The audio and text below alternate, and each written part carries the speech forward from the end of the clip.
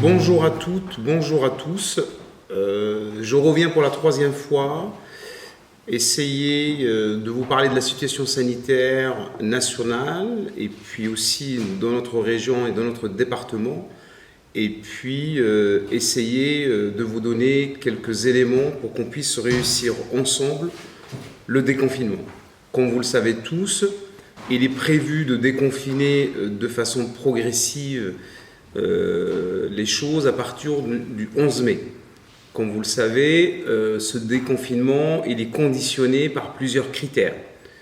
Alors les trois critères essentiels, c'est premièrement le nombre de lits de réanimation disponibles. Effectivement, ça c'est un critère important parce que s'il y a une récidive de pandémie ou d'infection touchant plusieurs personnes, on est obligé de repartir avec des admissions nombreuses en réanimation. Actuellement, il y a toujours 3800, au jour d'aujourd'hui, 3828 patients en réanimation pour Covid grave. À côté de ça, il y a d'autres patients qui ont besoin de réanimation, comme dans notre réanimation, il y en a plusieurs qui sont rentrés en réanimation pour autre chose.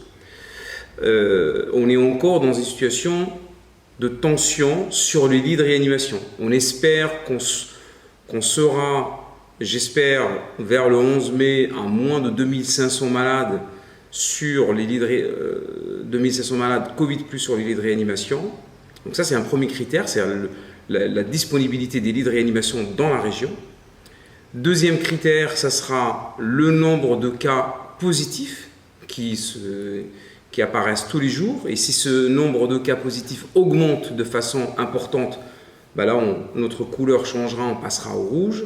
Et troisième critère important, c'est la capacité de chaque département, de chaque région, de pratiquer des tests PCR à grande échelle.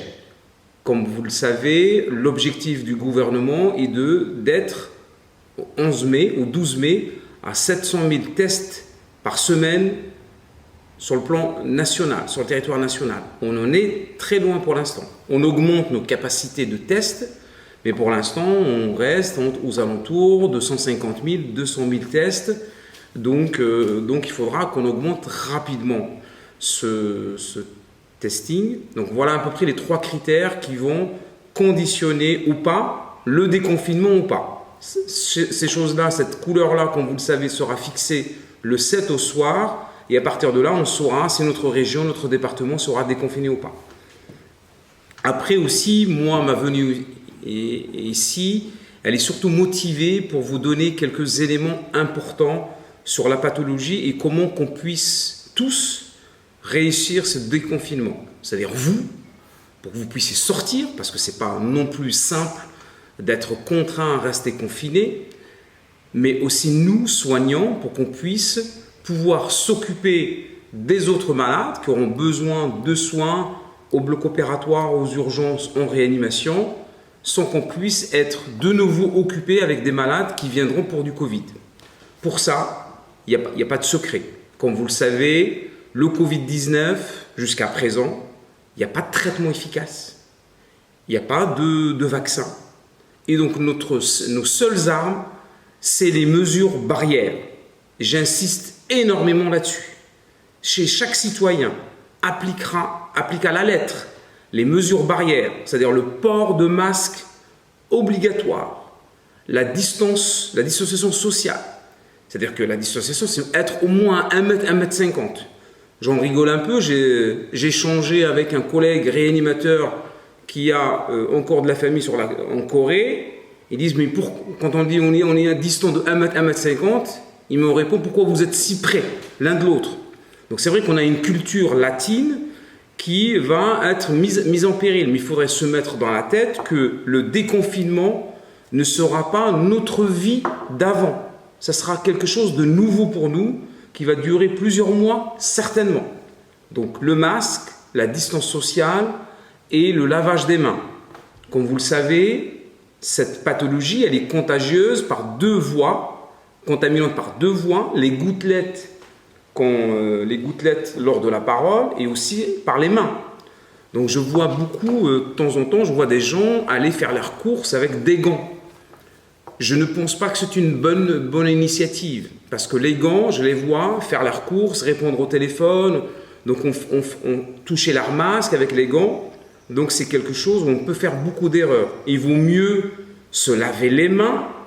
Comme ça, on a toujours ce geste routinier récurrent. Ce lavage des mains, c'est assez rapidement dans la journée. Si on a accès à du savon et à de l'eau, il n'y a pas mieux. Mais si on est dans une situation où on est en sortie, où on va sur son boulot, les frictions hydroalcooliques, il faut pas... Voilà. Et les gants, il ne faut pas, je pense, en faire la panacée. Les gants ne protégera pas. Donc le masque, la distance sociale et les frictions hydroalcooliques ou le lavage des mains.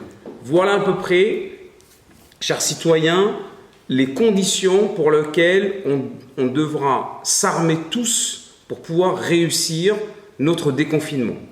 Les choses vont être surveillées sur les 15 jours, 3 semaines. On voit bien qu'il y a des dates clés, début juin, fin juin. Et donc, parce qu'on sait très bien que la propagation du virus prend à peu près 2 semaines. Et au bout de 2 semaines, on saura à peu près si on remonte dans le nombre de malades ou pas. On a réussi à faire baisser ce ratio de contagiosité, le R0, qui était d'à peu près 3 avant qu'on démarre le confinement. Et là, on est actuellement à 0,5. C'est-à-dire qu'un patient porteur, qui l'ignore parfois, ne peut contaminer que 0,5. Pour pouvoir réussir le confinement, il ne faut pas que ce ratio dépasse le 0,5 jusqu'à 1. Parce qu'à 1, on aura toujours des malades qui vont venir se présenter dans les hôpitaux, les urgences, en réanimation, pour des pneumonies à Covid. Mais ce qu'on souhaite, c'est qu'ils ne viennent pas en grand nombre.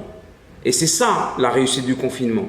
Malheureusement, il y en aura toujours parce que le virus circule parmi nous.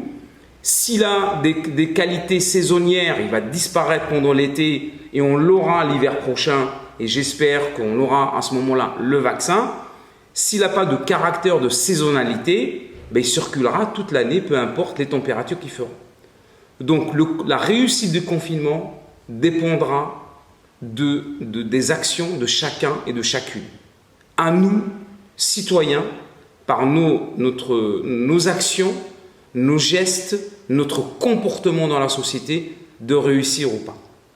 Et je pense que là, les choses vont s'inverser et les soignants, quand ils verront qu'il n'y a plus de malades pour Covid grave admis en réanimation, on va applaudir nos citoyens parce qu'ils auront réussi le déconfinement par le respect des barrières et la dissociation sociale. Donc tout ça doit se faire de façon très rigoureuse, je dirais coordonnée. Je sais que donc il y a beaucoup de gens qui travaillent pour pouvoir sortir de ce confinement avec le moindre de risques pour nos concitoyens, les maires, les forces de l'ordre, plein de gens, tout métier confondu, sont en train de travailler, de préparer les procédures nécessaires pour sortir du confinement et vous faciliter le retour à la vie active, qui va être un retour très progressif. On ne pourra pas tout reprendre.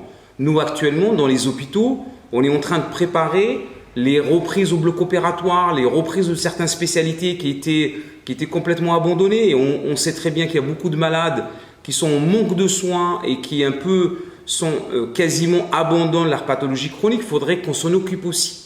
Et pour pouvoir s'en occuper, il faudrait qu'on ait moins de Covid, moins de pneumonie Covid grave dans les hôpitaux.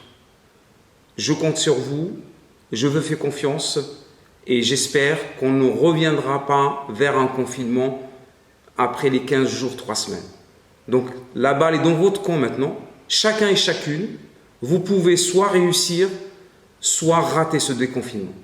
Et si on rate le déconfinement, sachez que ça va être un nouvel confinement et je ne suis pas certain que les soignants, surtout ceux qui sont en première ligne, dans les urgences, dans les réanimations, auront encore l'énergie nécessaire pour reprendre une deuxième couche en si peu de temps. Les équipes sont en train de souffler. Là, les choses se calment, sont en train de souffler. Et on s'occupe des autres malades. Mais effectivement, on aimerait qu'on ne voie plus de plusieurs patients à la fois venant pour Covid+. Donc, à nous de réussir ça à nous de maintenir cette pathologie vraiment dans les bases acceptables pour notre système de santé, parce que sinon notre système de santé sera dépassé et on ne pourra pas faire face. Donc il y a plein de choses qui vont se préparer.